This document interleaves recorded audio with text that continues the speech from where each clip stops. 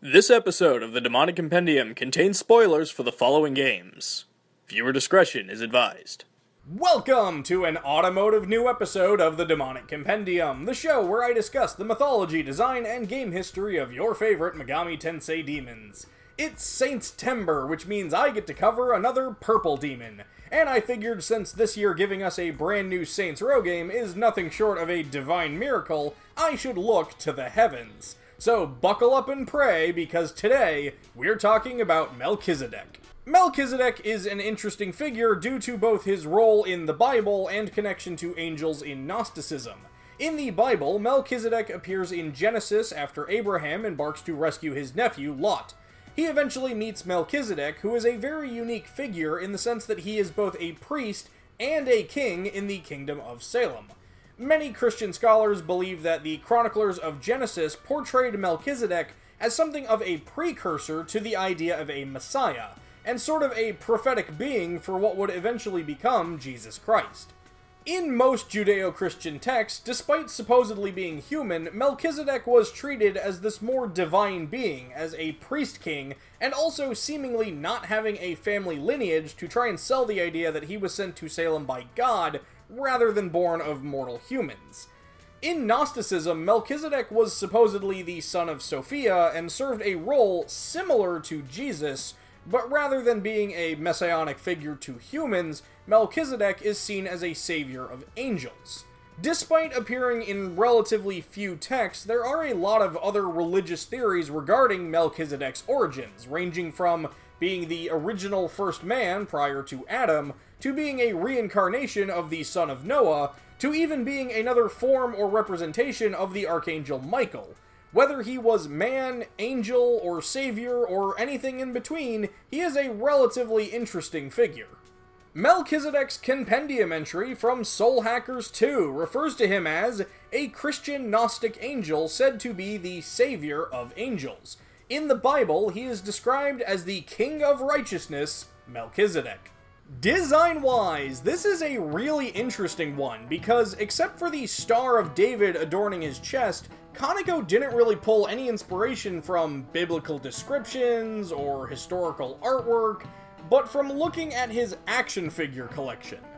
Much like a couple of other demons from this era, Melchizedek's design takes heavy inspiration from the works of Todd McFarlane, specifically the heavenly antagonist of Spawn, Redeemer, with a lot of this Priest King's color scheme and accoutrement seemingly based on this specific action figure, while his wings seem reminiscent of another comic book angelic superhero, the 1995 Toy Biz action figure of Archangel from the X-Men.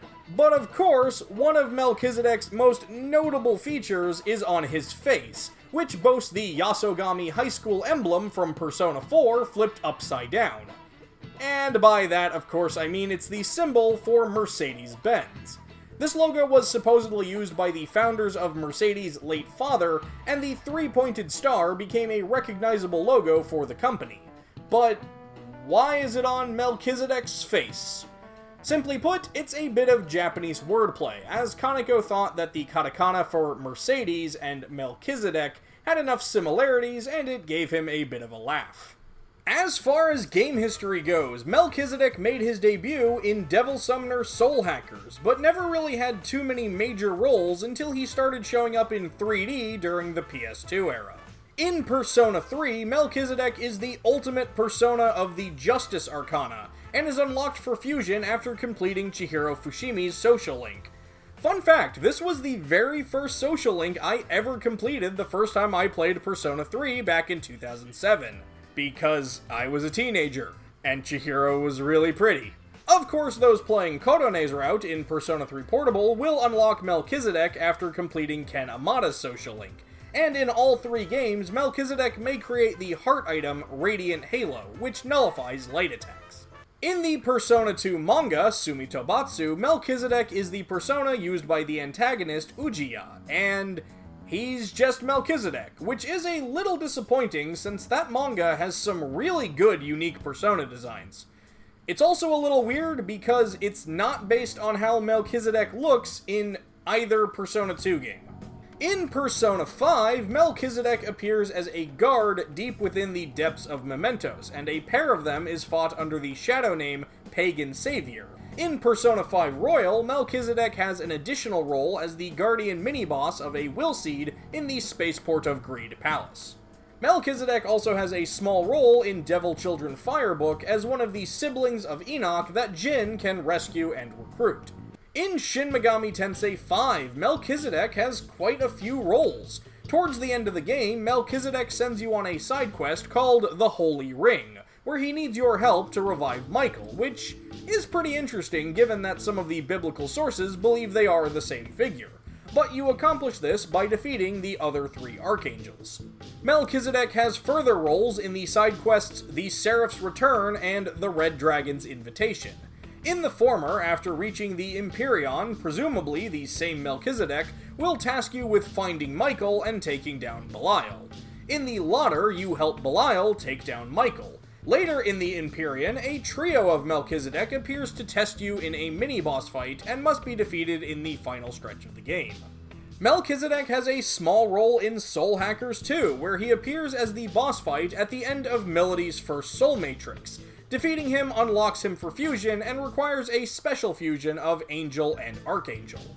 And so there you have it, Melchizedek, the Mauve McFarlane Messianic Mercedes Monarch. Did I leave out something you thought was important? Was I just plain wrong about something? Let me know in the comments below, and don't forget to let me know who you'd like to see me talk about in future episodes. That's going to do it for this episode of the Demonic Compendium, and I will see you next time. But be careful while you rest that a demon doesn't take over your body.